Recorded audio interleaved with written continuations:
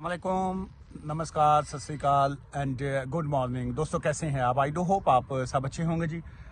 आज के बाद जो है मैं अपनी इस व्लॉगिंग में जो है इमिग्रेशन के साथ साथ जो है अपनी डेली लाइफ जो है वो भी मैं आपको दिखाया करूँगा, ताकि चलें थोड़ा सा कंटेंट्स जो हैं वो भी चेंज हो जाएंगे। और आप जो है नीचे कमेंट्स लाजमी किया करें और बताइएगा कि क्या आपको अच्छा लगा या क्या जो भी आपके कमेंट्स में कीजिएगा। चलिए, आज का जो टॉपिक है जिसके ऊपर मैं बात करूंगा वो है शेयर कोड। जो है ये शेयर कोड क्या होता है।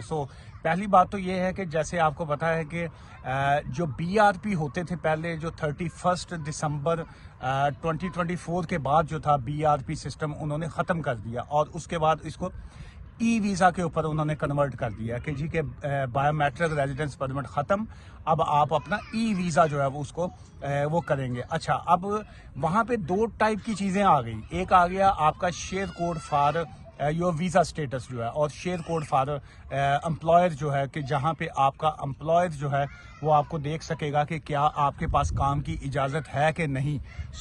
आज का जो टॉपिक है वो शेयर कोड के ऊपर है और शेयर कोड से रिलेटेड जो है बहुत सी बातें करेंगे आज के इस वीडियो ब्लॉग में। वे कहाँ पे मैं जा रहा था ऑन द वे, और ये क्या है मैंने भी नहीं पता कि ये नीचे कमेंट्स करके बताइएगा क्या है ये।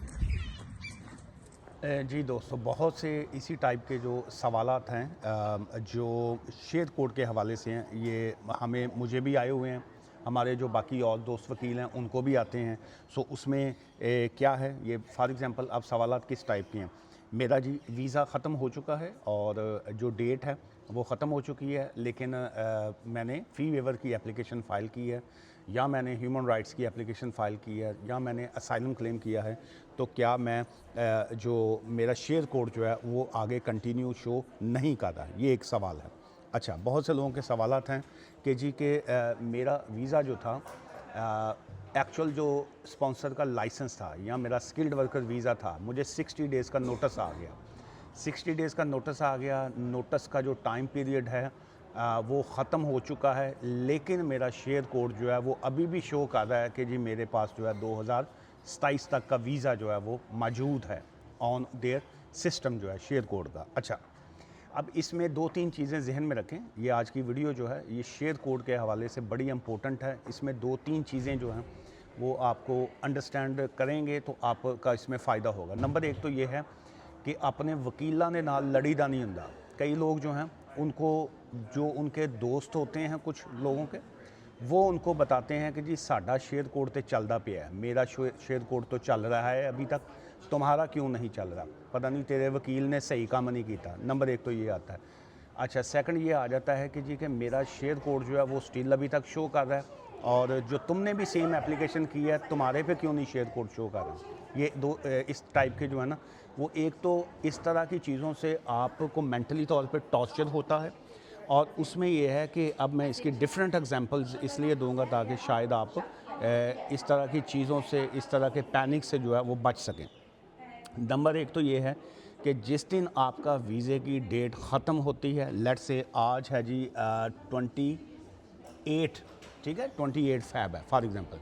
अगर आपका वीज़ा जो है वो आज 28 फ़ैब को ख़त्म हो रहा है, आपने 27 को या 28 को आज रात 12 बजे से पहले पहले जौन सी भी एप्लीकेशन फ़ाइल कर दी, आपने फ़ी वेवर फ़ाइल कर दिया, आपने जो है ह्यूमन राइट्स क्लेम जो है वो आपने फ़ाइल कर दिया, जो भी आपने क्लेम फ़ाइल कर दिया, उसके बाद जो है लीगली तौर पे कल जो है 1 मार्च या 29 जो भी डेट बनेगी, कल को जो है वो आपका शेयर कोड वो नहीं आएगा। ठीक, वो नहीं आएगा अगेन, उसमें वो आपका शेयर कोड जो है वो नहीं आएगा। अब उसमें ये है, आप फ़ी वेवर करें, आप ह्यूमन राइट्स क्लेम करें, आप असाइलम करें, जो भी आप करें, आपको नया शेयर कोड जनरेट नहीं होगा। वो अगर कोई शख्स आपको ऐसा कहता है तो वो बकवास कर रहे हैं, झूठ बोल रहे हैं। अच्छा, अब उसमें क्या है, वो आप लोग कंफ्यूज होते हैं कई लोग। अब उसकी मैं रीज़न बताता हूँ कि कई लोगों का शेयर कोड शो क्यों कर रहा होता है, लेकिन उससे पहले एक और चीज़ बताऊँ।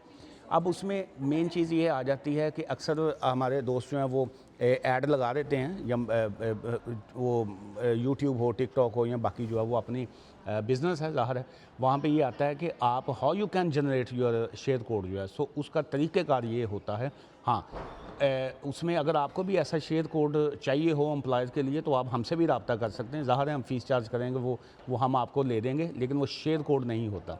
वो आपका एम्प्लॉयर की तरफ से ECS चेक जो होता है वो होता है, फिर वो आपके एम्प्लॉयर के बिहाफ के ऊपर होम ऑफिस को लिखा जाता है कि इस भाई साहब का जो था वीज़ा की डेट जो थी वो 28 थी, वो ख़त्म हो गई, हमने 27 को एक दिन पहले इनका फ़ी वेवर या ह्यूमन राइट्स या जो भी इनका क्लेम था वो हमने फ़ाइल कर दिया।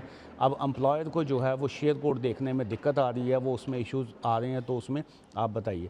सो उसमें फिर क्या होता है कि लीगली तौर पे जो होम ऑफिस होता है उनका जो डिपार्टमेंट, इसको ECS चेक कहा जाता है, वो उसमें फिर सिस्टम में देखते हैं कि हाँ इस शख्स की एप्लीकेशन पेंडिंग है, इसको काम की इजाज़त है अभी तक, तो वो एक तरह का आपको एक कन्फर्मेशन भेजते हैं। लेकिन वो कन्फर्मेशन होती है, लीगली अलाउड होते हैं आप काम के, लेकिन वो ऑनलाइन सिस्टम के ऊपर आप शेयर कोड दोबारा से फिर से जनरेट नहीं कर सकते होते हैं, ये ज़हन में रखिए। अब आगे मैं बहुत सी और एग्जाम्पलें देना चाह रहा हूँ ताकि शायद कि तेरे दिल में उतर जाए मेरी बात, वरना साड़ी देसियां दी अकल मोटी होंदी है, समझ तो बाद होंगे। अच्छा, अब बहुत कई मेरे एक क्लाइंट थे, उनको जो था 60 डेज़ का नोटिस आया। ये मैं आज से 1.5 साल पुरानी बात कर रहा हूँ, साल पुरानी बल्कि। उनको 60 डेज़ का नोटिस आया और उनके पास ऑलरेडी कनाडा का वीज़ा मौजूद था। 60 डेज़ का नोटिस आ गया, उससे पहले उनके पास कनाडा का वीज़ा मौजूद था। मुझसे रब्ता किया, उन्होंने कहा जी हमारा कोई ऑप्शन हो सकता है। मैंने कहा लीगली तो कोई ऑप्शन नहीं है, 60 दिन का ये नोटिस है, या तो आप अपना वीज़ा चेंज कर लें, कोई स्किल्ड वर्कर वीज़ा मिल जाए आपको, उस पर चले जाएँ, कोई ऑप्शन नहीं है। तो आप बेटर यही है कि कंट्री छोड़ दें, आपके लिए ज़्यादा अच्छा है, वीज़ा तो ऑलरेडी है। वो कनाडा भाई साहब चले गए फैमिली। अब उनके 60 डेज़ भी गुजर गए, 2 महीने भी गुजर गए, 4 भी गुजर गए, 6 भी गुजर गया, साल निकल गया। 1 साल के बाद जो है उनका मुझे कॉल आई कनाडा से। वो कहते हैं जी हमने ऑनलाइन चेक किया तो हमारा तो वीज़ा जो है वो अभी तक ये जो अप्रैल 2027 तक का अभी भी शो करता है ऑनलाइन जो है। ऑनलाइन हमारा शेयर कोड के ऊपर वीज़ा अभी भी 2027 तक का शो कर रहा है, और ये उनको गए हुए को 1.5 साल गुजर चुका था। अब उसका मतलब ये होता है कि आपका अगर ऑनलाइन वीज़ा शेयर कोड वगैरह शो कर भी रहा हो तो दैट डजंट मीन कि जी कि आप का वो वीज़ा होता है। सो एक तो उसके अब इश्यूज़ क्या जो गवर्नमेंट की तरफ से भी क्लियर हैं, वो क्या क्या इश्यूज़ जो हैं उसमें उनको फेस करने पड़ रहे हैं, वो क्या है। नंबर 1 तो ये है, ये गवर्नमेंट की अपनी ही साइटों के ऊपर भी उन्होंने एक्सप्लेन किया हुआ ताकि लोग जो है ना वो परेशान ना हो। एक तो ये है कि ये डिजिटल एरर होता है जिसको कहते हैं सिस्टमेटिक प्रॉब्लम्स जो हैं, डिजिटल प्रूफ का जो है वो इश्यूज़ हैं इसमें, और इसमें जो है करंटली हैविंग इश्यूज़ जो है, और उसमें उन्होंने ये कहा है कि अगर तो किसी का वीज़ा वैलिड है ऑलरेडी, उनके जो एक्चुअल जो होता है वो उसी तक को आप उसको समझिए कि वो आपका एक्चुअल वीज़ा है। और शेयर कोड की वजह से अगर 60 डेज़ का आपको नोटिस आ जाए, आपको यूनिवर्सिटी से आपको विड्रॉल आ जाए, कुछ भी आ जाए, और उसके बाद अगर आपके पास ऑफिशियल एक लेटर, ऑफिशियल एक वो मौजूद है कि आपका एक्चुअल वीज़े की डेट फ़लाँ डेट तक है, उसको आपने मानना है। ये शेयर कोड के ऊपर आपने बिलीव नहीं करना कि जी कि वो किसी का शो कर रहा है या वो ऐसे है।